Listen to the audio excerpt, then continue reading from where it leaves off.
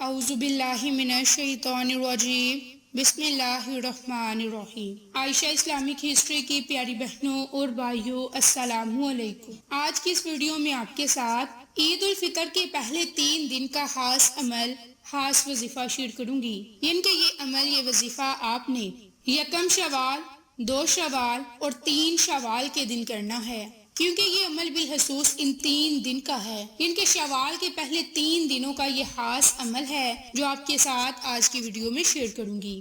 میری اسلامی بہنوں اور بھائیوں، شوال کا مہینہ بابرکت مہینہ ہے، اور اس مہینے کی برکتوں کا آغاز اس مہینے کی پہلی رات سے ہی ہوتا ہے۔ جس طرح شوال کا پہلا دن عید الفطر کا بابرکت دن ہے، اسی طرح اس کی رات بھی بابرکت ہے، اور احادیث میں اس رات کی بڑی فضیلتیں اور برکات ہے۔ اس کی پہلی فضیلت کہ عید کی رات انعام کی رات ہے۔ شعیب الایمان کی ایک طویل روایت میں ہے کہ اس رات کو لیلۃ الجائزہ، یعنی کہ انعام ملنے والی رات کہا گیا۔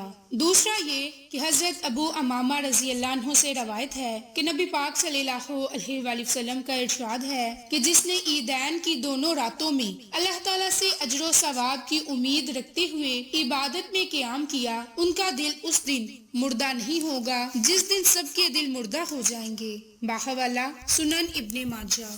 ماہ شوال کا مبارک مہینہ حج کی تیاری کا پہلا مہینہ ہے، اور اللہ تعالیٰ کا ارشاد ہے کہ حج کے مہینے طے شدہ اور معلوم ہیں، اور علماء کا اس پر اجماع ہے کہ حج کے حصے 3 ہیں، جن میں سے پہلا شوال، دوسرا ذی القعدہ اور تیسرا ذی الحج کے 10 دن ہیں۔ حضرت عمر، حضرت عبداللہ بن عمر، حضرت علی رضی اللہ عنہ، حضرت ابن مسعود رضی اللہ عنہ، حضرت عبداللہ ابن عباس، حضرت عبداللہ ابن زبیر رضی اللہ عنہ سے روایت ہے، اور یہی اکثر تابعین کا قول ہے کہ یہ بات ماہ شوال کی عظمت اور فضیلت کو اور بڑھا دینے والی ہے کہ یہ حج کا ابتدائی مہینہ ہے۔ ماہ شوال اور صدقہ فطر کے بارے میں حضرت عبداللہ بن عباس سے روایت ہے کہ جناب رسول اللہ صلی اللہ علیہ وآلہ وسلم نے صدقہ فطر روزے دار کو لغو اور بےہودہ باتوں کے اثرات سے پاک کرنے اور مساکین کے کھانے کا بندوبست کرنے کے لیے مقرر فرمایا۔ جس شخص نے نماز عید سے پہلے صدقہ فطر ادا کر دیا وہ مقبول صدقہ فطر ہے، اور جس نے نماز عید کے بعد ادا کیا تو وہ عام صدقات کی طرح ایک صدقہ ہے۔ باحوالہ سنن ابن ماجہ۔ میری اسلامی بہنوں اور بھائیوں، ماہ شوال کی بڑی فضیلت ہے اور بڑی ہی برکات ہے، اور ماہ شوال عید الفطر سے شروع ہوتا ہے، اور عید الفطر کی بہت فضیلتیں اور برکات ہیں۔ حضرت انس رضی اللہ عنہ سے روایت ہے کہ جب عید کا دن ہوتا تو اللہ تعالیٰ فرشتوں کے سامنے فخر سے فرماتے کہ دیکھو، ان لوگوں نے 1 ماہ کے روزے رکھے اور حکم مانا۔ فرماتے ہیں کہ اے میرے فرشتوں، بتاؤ اس مزدوری کی کیا جزا ہے جس نے عمل پورا کر دیا۔ وہ عرض کرتے ہیں کہ ہمارے رب، اس کی جزا یہ ہے کہ اس کا بدلہ پورا دیا جائے۔ تو اللہ تعالیٰ فرماتا ہے کہ اے میرے فرشتوں، کہ میرے بندوں اور بندیوں نے میرا فرض پورا کر دیا جو ان پر لازم تھا۔ اب وہ دعا میں گڑ گڑانے لگے، قسم ہے میری عزت اور جلال اور کرم کی، میں حاضر ہوں کہ ان کی دعاؤں کو قبول کروں گا۔ پھر ارشاد فرماتا ہے کہ میں نے تم کو بخش دیا اور تمہاری برائیوں اور نیکیوں سے بدل دیا، لہٰذا اس کے بعد عیدگاہ سے بخشش بخشائے ہوئے واپس آتے ہو۔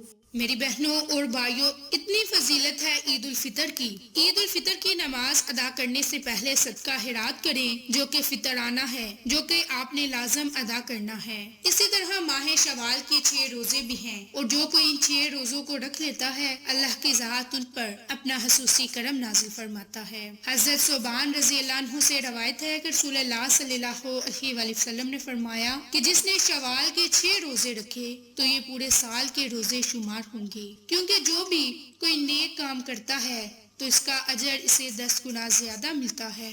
باحوالہ سنن ابن ماجہ۔ میری بہنوں، اس مہینے کی اور بھی بہت فضیلتیں برکات ہیں۔ اب آپ کے ساتھ خاص عمل، خاص وظیفہ شیئر کروں گی، اور یہ خاص وظیفہ قرآن آیت پر منحصر ہے جو کہ تمام مشکلات کو اور مصیبتوں کو ختم کرنے کے لیے ہے، اور ایک قرآن سورت پر منحصر ہے جس کی بڑی فضیلتیں اور برکات ہیں۔ تو میری بہنوں اور بھائیوں، وہ قرآن آیت لا الہ الا انت سبحانک انی کنت من الظالمین، کوئی معبود نہیں سوا تیرے، پاکی ہے تجھ کو، بے شک مجھ سے بے جا ہوا، یعنی کہ بے شک مجھ سے غلطی ہوئی۔ اس آیت کا آپ کے ساتھ خاص عمل شیئر کروں گی۔ یہ ایک خاص روحانی عمل ہے جس کو یقین کے ساتھ کیا جائے تو ہمیشہ فائدہ دیتا ہے اور یہ کبھی آپ کو نقصان نہ دے گا، بلکہ اگر آپ کسی بھی مصیبت میں ہیں، کسی بھی پریشانی میں ہیں تو آیت کریمہ کو پڑھ کر اللہ کی ذات پر مکمل یقین رکھتے ہوئے اور بغیر کسی شک و شبہ کے کریں، کیونکہ شک کامیابی کو مات دے دیتا ہے۔ اس لیے محبت اور عقیدت کے ساتھ ذکر الہی کریں اور اپنی کامیابی اللہ سے حاصل کریں۔ میری بہنوں، یہ وہ دعا ہے جو حضرت یونس علیہ السلام نے مچھلی کی شکل میں کی۔ اس وقت آپ پر 3 اندھیرے تھے، مچھلی کے پیٹ کا اندھیرا، پانی کا اندھیرا اور رات کی تاریکی کا اندھیرا۔ تو اللہ کی ذات نے حضرت یونس علیہ السلام کو ان 3 اندھیروں سے نکالا۔ تو کیا ہماری مشکلات اتنی ہی بڑی ہیں کہ اللہ کی ذات ہماری مشکلات کو حل نہ کر سکے؟ میری بہنوں، اللہ ہی وہ ذات ہے جو ہماری مشکلات کو ختم کر سکتا ہے، ہماری تکالیف کو ختم کر سکتا ہے، ہمیں کامیابیوں سے ہمکنار کر سکتا ہے۔ کسی بھی قسم کی پریشانی ہے، نوکری کی، رشتے کی، کاروبار کی، شادی کی یا شوہر کی، کسی بھی قسم کی پریشانی ہے یا اولاد کی پریشانی ہے یا اپنی حفاظت چاہتے ہیں تو اس آیت کو پڑھ کر اللہ کی ذات سے دعا مانگے، انشاءاللہ اللہ کی ذات ہماری دعاؤں کو سنے گا اور قبول فرمائے گا۔ تو میری بہنوں، آپ نے جو پہلی دعا یہ پڑھنی ہے وہ لا الہ الا انت سبحانک انی کنت من الظالمین۔ اس آیت کو آپ نے صرف اور صرف 33 مرتبہ پڑھنا ہے اور ہاتھ کی انگلیوں پر پڑھنا ہے۔ اور جب آپ 33 مرتبہ یہ قرآن کلمات پڑھ لیں تو 5 مرتبہ سورۃ فاتحہ پڑھ کر اللہ کی دی گئی نعمتوں کا شکر ادا کریں اور اس عمل کو ان 3 دنوں میں خود بھی کریں، اپنے عزیزوں و قریب، اپنے جاننے والوں کے ساتھ شیئر بھی کریں تاکہ وہ لوگ بھی اس عمل سے مستفید ہو سکیں۔ میری بہنوں، اس عمل کے اول میں آخر میں آپ نے درود ابراہیم ضرور پڑھنا ہے اور اپنی کسی بھی جائز حاجت کے لیے، جائز مقصد کے لیے اللہ سے دعا مانگنی ہے۔ انشاءاللہ اللہ کی ذات ہماری دعاؤں کو سنے گا اور قبول فرمائے گا۔ تو یہ 3 دن عید کے یہ عمل آپ خود بھی کریں، اپنے پیاروں کے ساتھ شیئر بھی کریں تاکہ وہ لوگ بھی اس عمل سے مستفید ہو سکیں۔ جزاک اللہ۔